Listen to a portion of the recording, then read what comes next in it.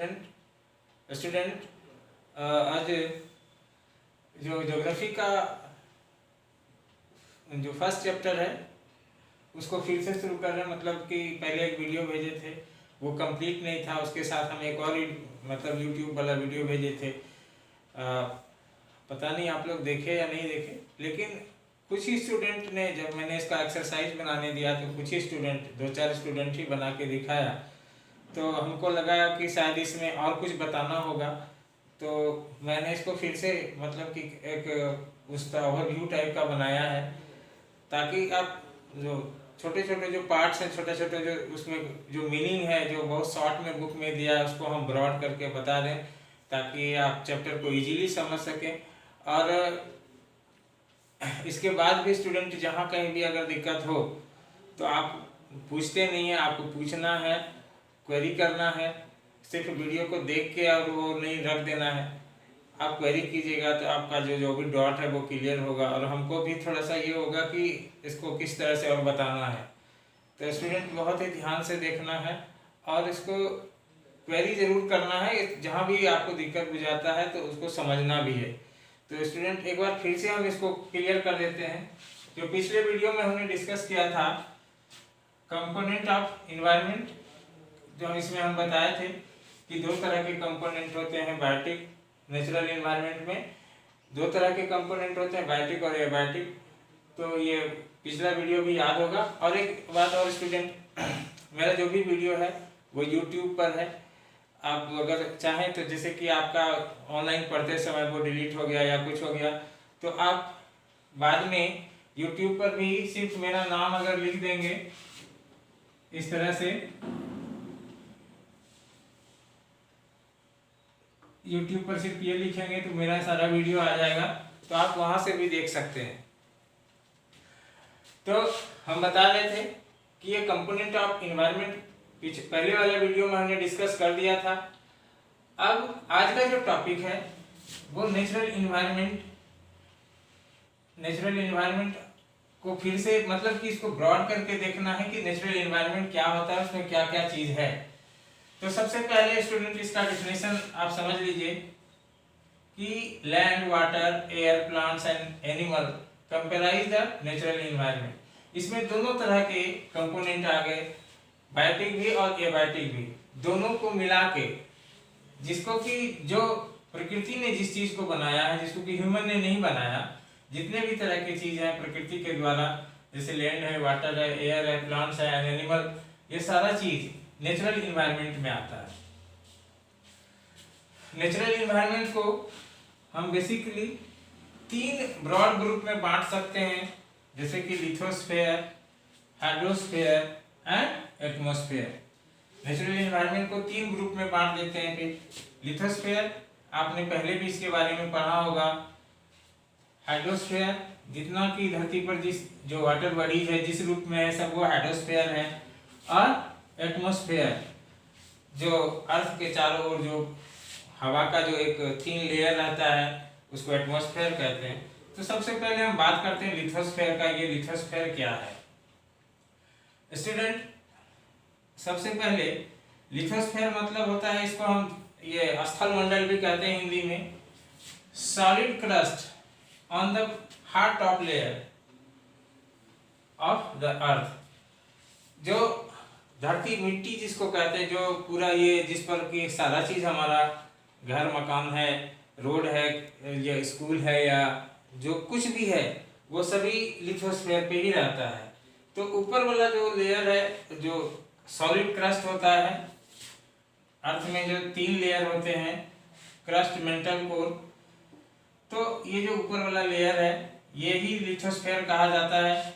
और ये रॉक का बना होता है और मिनरल्स, और ये कवर्ड होता है थिन लेयर ऑफ सॉइल से।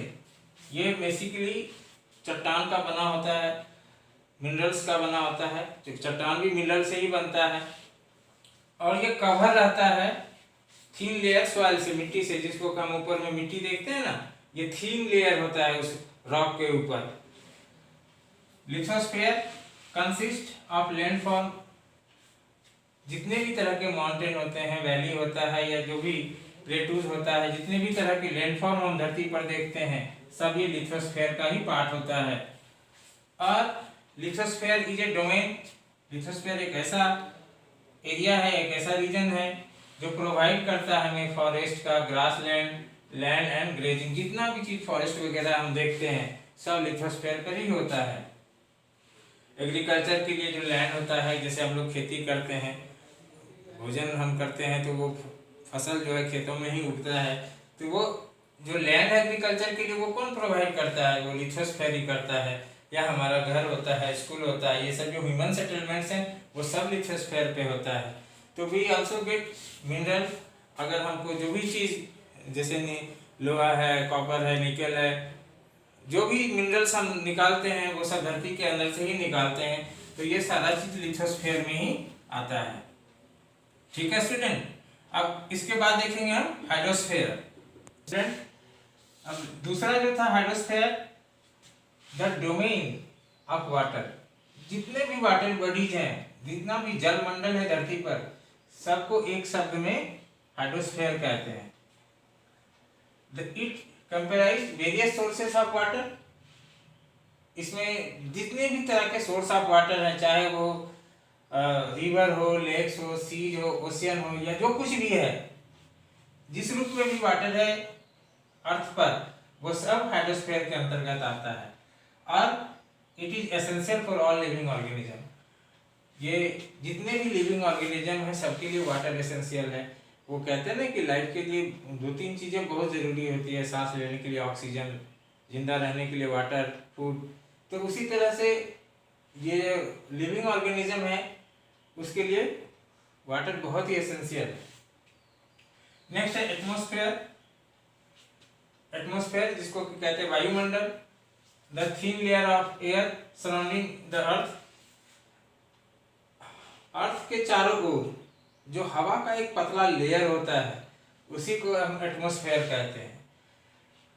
तो आपके मन में ये सवाल भी होता होगा कि अगर अर्थ के चारों ओर हवा रहता है तो ये उड़ भी जाता होगा कभी, तो नहीं। यहाँ पे एक बात समझना है कि अर्थ का जो ग्रेविटेशनल फोर्स है ये एटमॉस्फेयर को होल्ड करके रखता है, अपने तरफ खींच के रखता है, इसको कहीं दूर नहीं जाने देता है।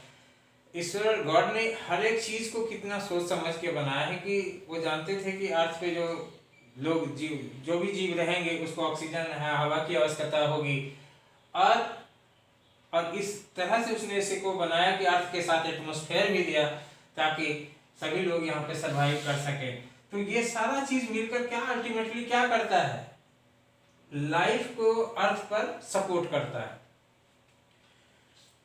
ये ग्रेविटेशनल फोर्स जो है एटमॉस्फेयर को खींच के रखता है अपनी ओर, और ये क्या करता है, इसका एक और फायदा है कि सन का जो हार्मफुल रेज है, अल्ट्रावायलेट रेज है, और जो उसको अर्थ पर आने से रोकता है, अर्थ पे उतना ही अमाउंट में रेज को आने देता है जितना जरूरत है, बाकी सबको उधर ही रिफ्लेक्ट कर देता है, जिसकी वजह से हम स्क्रॉचिंग हीट से बच जाते हैं। और ये इसी में बहुत सारे गैसेस होते हैं, जैसे कार्बन डाइऑक्साइड वगैरह होता है जो प्लांट के लिए ज़रूरी होता है, डस्ट है, वाटर वेपर होता है जो रेन के लिए रिस्पॉन्सिबल होता है। तो ये सारा चीज़, जितना भी चीज़ इसमें है एटमॉस्फेयर में, वो हमारे फायदे के लिए है। तो इस तरह से स्टूडेंट ये तीनों के बारे में पढ़ लिए। अब इस तीनों को मिला के जो एक बात तो ये तय है कि ना तो सिर्फ लिथोस्फीयर होता तब भी जीवन धरती पर नहीं होता, अगर सिर्फ हाइड्रोस्फीयर होता तब भी धरती पर जीवन पॉसिबल नहीं था, लाइफ पॉसिबल नहीं था, अगर सिर्फ एटमॉस्फेयर होता तब भी लाइफ पॉसिबल नहीं था। तो लाइफ पॉसिबल होने के लिए क्या चाहिए, तीनों चीज चाहिए, हाइड्रोस्फीयर भी, लिथोस्फीयर भी और एटमॉस्फेयर भी। तो इन तीनों को मिला के जो स्फीयर बनता है उसको क्या कहते हैं, अभी आगे इसको हम बता रहे हैं।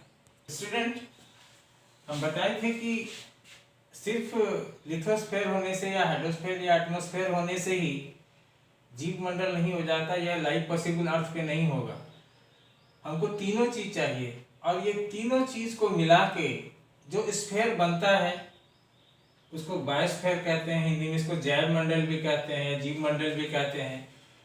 ये तीनों होगा तभी अर्थ पे लाइफ पॉसिबल होगा और जीव मंडल होगा। तो नेचुरल इन्वायरमेंट में ये तीनों का होना आवश्यक है।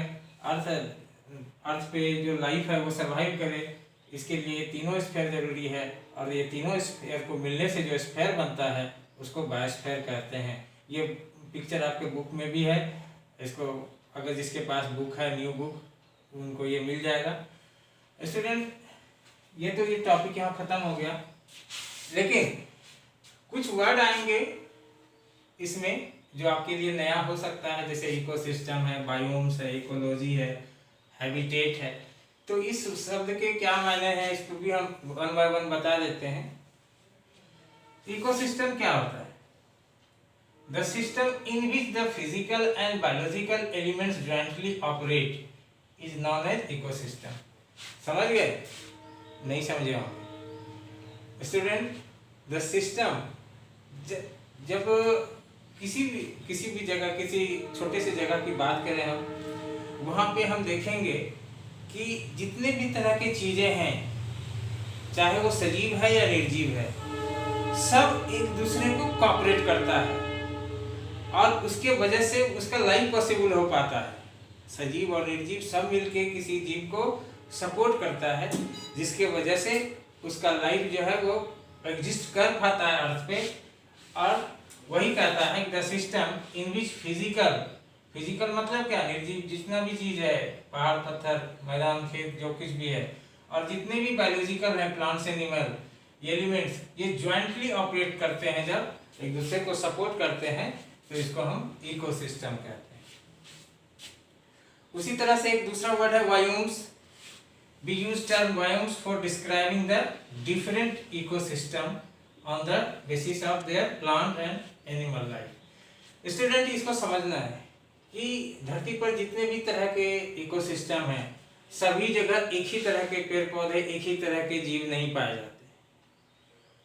अगर हम ठंडे प्रदेश में जाएंगे तो वहाँ के जीव भी अलग होंगे, वहाँ के प्लांट का भी जो स्ट्रक्चर है वो भी अलग हो जाएगा। और दूसरे तरफ अगर हम इधर मैदानों में आएंगे तो सारा चीज अलग अलग होते जाएगा। तो सारा जीव सब जगह सब सरवाइव नहीं करता है, सारा प्लांट सब जगह सरवाइव नहीं करता है। ये जो अलग अलग जो सिस्टम है, जहाँ पर कि चाहे हम वाटर पानी में भी, नदी में भी जाएं तो वहाँ पे जीव अलग होंगे, वहाँ जीवों का जो भोजन करने के लिए जो प्लांट है वो भी अलग होंगे। तो इस तरह से जो डिफरेंट इकोलॉजी का इकोसिस्टम है, उसको जो अलग अलग जगह पे अलग अलग हो जाता है, तो ऐसे चीज को ऐसे उसे बायोम कहा जाता है। We use the term biome for describing the different ecosystem. अलग अलग इकोसिस्टम को डिस्क्राइब करने के लिए बायोम्स का यूज होता है। उसके बाद है ecology. Ecology is a science that studies the interrelationship between the various life form and their environment. Ecology में वही हो गया जिसमें इस बायोम्स वगैरह का स्टडी किया जाता है, इकोसिस्टम का जिसमें स्टडी किया जाता है, वहाँ रहने वाले जीव और प्लांट में क्या रिलेशनशिप है, इसको हम इकोलॉजी कहते हैं। ये साइंस का वो पार्ट है जिसमें ये जीवों के बारे में और इकोसिस्टम के बारे में स्टडी किया जाता है। उसके बाद होगा habitat. Each organism is suited in a certain habitat. हम बताए थे पहले स्टूडेंट कि सब जगह सब तरह के जीव और सब तरह के प्लांट नहीं रह सकते हैं, उसको उस वहाँ का क्लाइमेट जैसा सपोर्ट करता है। Each organism is suited to a certain habitat और immediate environment, उसका जो environment है उसको कितना सपोर्ट करता है, whose condition enable it to grow, और वो कंडीशन उसको ग्रो करने में मदद करता है, रिप्रोड्यूस करने में मदद करता है, तो उसको हम हैबिटेट कहते हैं। हैबिटेट कोई भी जीव जहाँ रहता है इसका मतलब कि वहाँ सारा चीज उसको सपोर्ट कर रहा है, उसको ग्रो करने में, रिप्रोड्यूस करने। तो ऐसे इसको हैबिटेट कहा जाता है, ऐसे जगह को, ऐसे चीज को जहाँ पर कि सारा जीव, सारा पेड़ पौधा एक दूसरे से जुड़ा हुआ रहता है। स्टूडेंट अब इसमें जो है जो नेक्स्ट टॉपिक है the dynamics of our environment. तो हमारा इन्वायरमेंट का डायनेमिक्स कितना है, मतलब कि कितना फैलाव है, कितना विस्तार है स्टूडेंट। इसमें है कि हम जिस तरह की दुनिया में अभी रह रहे हैं, जहाँ पे रह रहे हैं वो परमानेंट नहीं है, उसमें चेंज होते रहता है। हम एग्जांपल लेते हैं कि हिमालय का जो निर्माण है आज से 60 मिलियन ईयर पहले शुरू हुआ था। 60 मिलियन, समझ रहे हैं, 60 मिलियन ईयर, 1 मिलियन बराबर 10 लाख होता है। तो कितना लाख वर्ष पहले हिमालय का निर्माण हुआ था।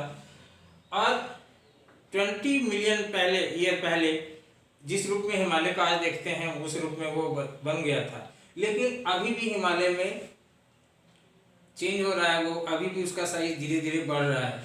तो इसका मतलब ये है कि अर्थ जो है जिस पर अभी रह रहे हैं इसमें चेंज होते रहेगा, ये कंटिन्यूस प्रोसेस है और ये कांस्टेंट नहीं है, आगे उसमें बदलाव आते जाएगा। तो स्टूडेंट ये तो था आज के लिए। अब जो नेक्स्ट टॉपिक है वो अगले वीडियो में हम इसी चैप्टर का डील करेंगे, वो होगा ह्यूमन एंड इन्वायरमेंट। ठीक है, ये हम डिस्कस करेंगे अगले वीडियो में। इस चैप्टर को अच्छे से समझ लेना है, ये बहुत ज़रूरी है। ये 9-10 तक भी इसका ज़रूरत पड़ेगा। ये सब जो टर्म है वो 9-10 तक आते रहेगा, तो इसलिए अभी से इसको ध्यान से समझना है। ठीक है स्टूडेंट, मिलते हैं नेक्स्ट वीडियो में। तब तक आप ये सारा चीज़ तैयार करके रखिएगा और इससे एक्सरसाइज जो बच्चों ने नहीं बनाया है उसको बनाना है। ओके।